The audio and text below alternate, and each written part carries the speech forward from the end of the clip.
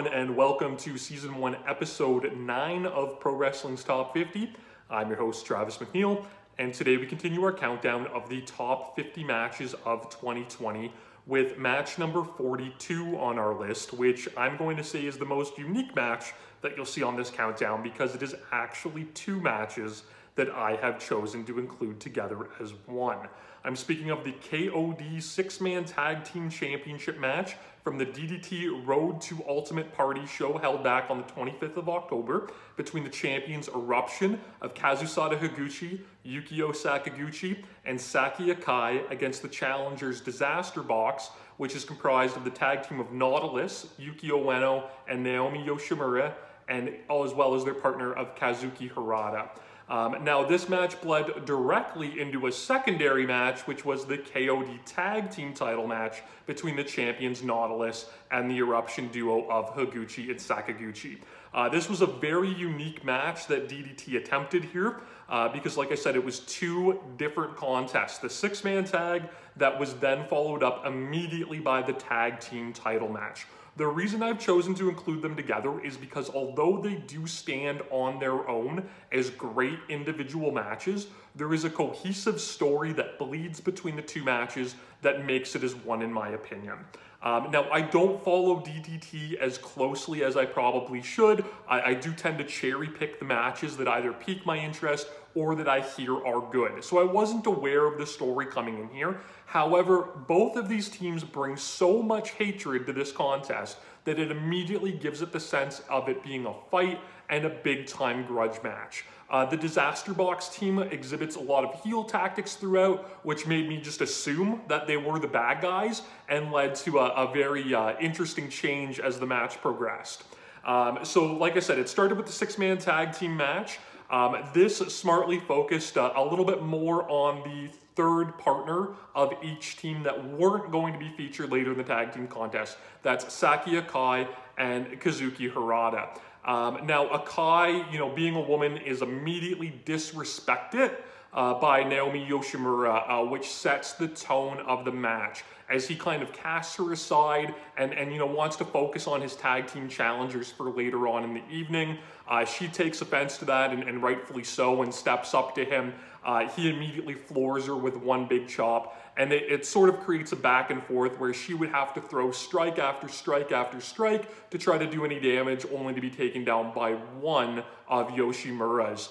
Like I said, the whole match just feels like a grudge match. Higuchi and Sakaguchi, they have an extended period where they work over Hirata and almost use him as an example to their tag team challengers for later on, just absolutely beating the tar out of him, trying to use him as bait to get the other two into the match. There's a big extended sequence with Akai and Hirata, like I mentioned, where they both get a nice spotlight. They go into a great near fall sequence before an excellent finish where Sakaguchi chokes out Yuki Ueno to retain the six-man tag team titles. The reason that the finish for that took me by quite a surprise is you think when these, four of these guys are about to compete again, you have these extra partners, you just kind of assume that they would build into the finish, right? That's how we're preconceived to think in the pro wrestling world. So the fact that they, did a finish with the guys that would be fighting again, was really cool and really different, and I appreciated that. We then go into the tag team title match. Yuki Ueno is absolutely amazing between falls, just looking completely dazed.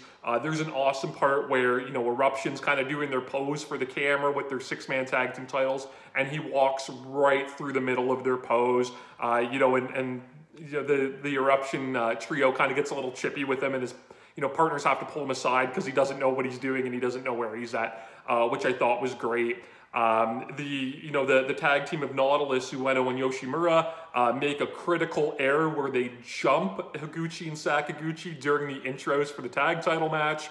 Ueno at that point still doesn't really know where he is. Sakaguchi takes him out with a brutal head kick, and he spends at least half the match on the floor, which in its essence created a handicap match. This is where I really started to enjoy this match because, again, like I said, I don't follow DDT too well. I assumed that Disaster Box was the heels, just with how, you know, they were acting during the six-man tag, but they built up so much sympathy on Yoshimura. From what I understand, he's a young wrestler, hasn't been doing it too long.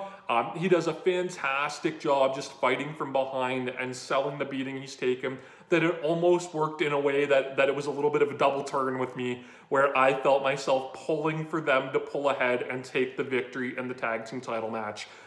You know, obviously with COVID, you know, especially in Japan, you know, we get a lot of clapping. The audience is instructed not to cheer. This is a match that I really wish had a full crowd, because I would have loved to have seen how they reacted, and if it was just me, you know, kind of reading that shift, or if it's you know, was the intended story there.